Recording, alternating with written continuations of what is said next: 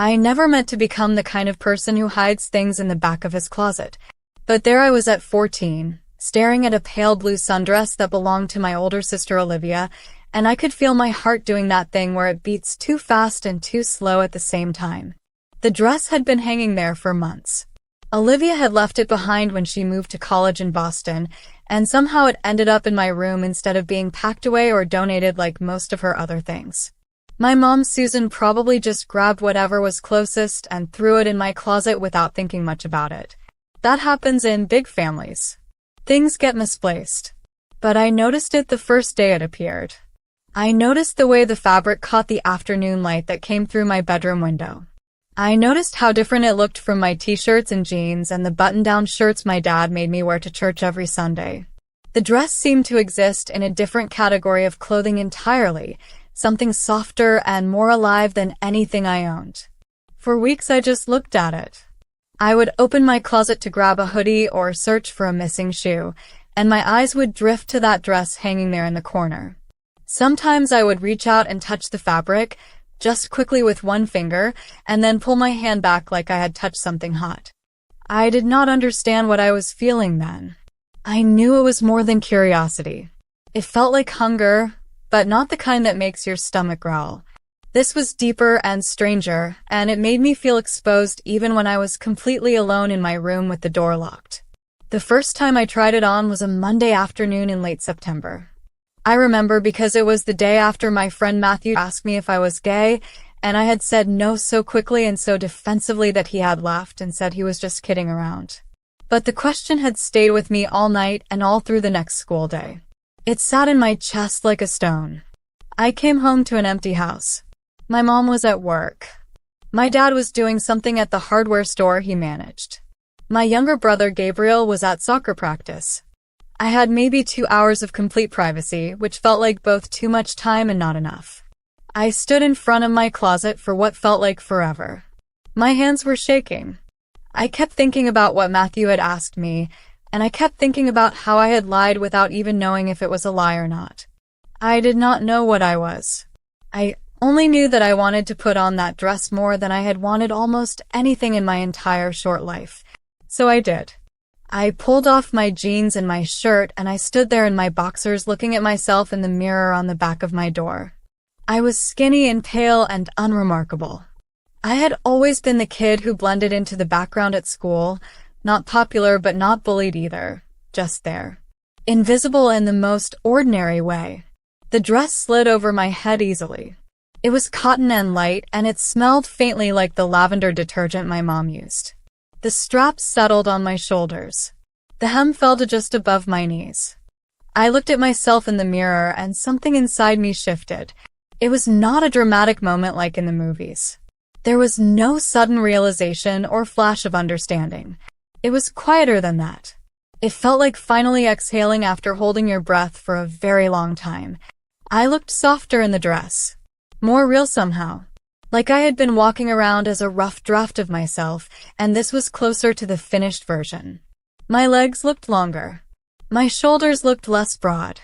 I turned slowly and watched the fabric move with me, and I felt something I did not have words for yet. I wore the dress for maybe 20 minutes that first time. I walked around my room. I sat on my bed. I stood at the window and looked out at the street where nothing was happening. Then I heard a car door slam outside and panic shot through me like electricity. I ripped the dress off so fast I almost tore one of the straps. I shoved it back on the hanger and buried it behind my winter coats and threw my regular clothes back on. My hands were still shaking when my mom came through the front door calling my name. That night I could not sleep.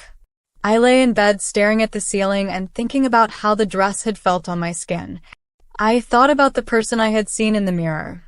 I thought about whether that person was real or just pretend. I thought about Matthew's question and whether maybe he had seen something in me that I had been trying to hide even from myself. The next time I wore it was easier. I started planning for it. I would check everyone's schedules. I would make sure I had enough warning if someone was coming home early. I would lock my door and close the curtains and give myself permission to be the person I was too afraid to be anywhere else. But it was not enough to just wear the dress. That was the thing I discovered slowly over the following months. Once I crossed that first line, there were other lines behind it, and I wanted to cross those too. I wanted to know what it felt like to wear all of it. Not just the dress, but everything that went with it. I started stealing things from Olivia's room when she came home for Thanksgiving break. Just small things at first. A pair of panties from her laundry basket. A bra that she had left on her bedroom floor. I felt disgusting doing it. I felt like a criminal. But I also felt like I was conducting research on myself, trying to understand what I was and what I needed. The first time I wore panties under my regular clothes to school was both terrifying and exhilarating. I was 18 by then. It was winter and I wore them under my jeans and nobody knew. Nobody could tell. But I knew. And that knowledge followed me through the entire day like a secret that made me feel more alive than I had ever felt before. I started learning things about myself during this time. I learned that I liked the feeling of fabric against my skin in a way that went beyond practical. I learned that I felt more comfortable in my body when it was covered in things that were traditionally feminine. I learned that this was not about wanting to be a girl. That was the confusing part that I could not explain to anyone because I did not understand it myself. I was a boy. I knew that. But I wanted to be a boy in a way that included softness. I wanted to be a boy who could wear a dress and still be a boy. I did not have language for this yet. I did not know that words like femboy existed. I just knew that the person I was becoming in private felt more honest than the person I pretended to be in public. The first time someone other than me saw me dressed like that was not planned. It was a mistake.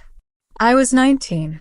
It was summer break and I had gotten careless because my family was supposed to be gone for the entire afternoon. My mom and dad had taken Gabriel to some baseball tournament 2 towns over. I had the house to myself for hours. I had been collecting things by then. I had a small stash hidden in a box under my bed. A few dresses I had bought at thrift stores with my allowance money. Some skirts. Tights. A pair of shoes with a small heel that I had practiced walking in late at night when everyone was asleep. I felt like I was living a double life, and most of the time that felt exciting, but sometimes it felt exhausting in a way I could not explain. I wish I could tell you everything that happened next, but this is as far as I can go here. If you want to see how the story really unfolds, the uncut and censored version, you can find the full book on Amazon. The link is waiting in the description and pinned comment. See you on the other side.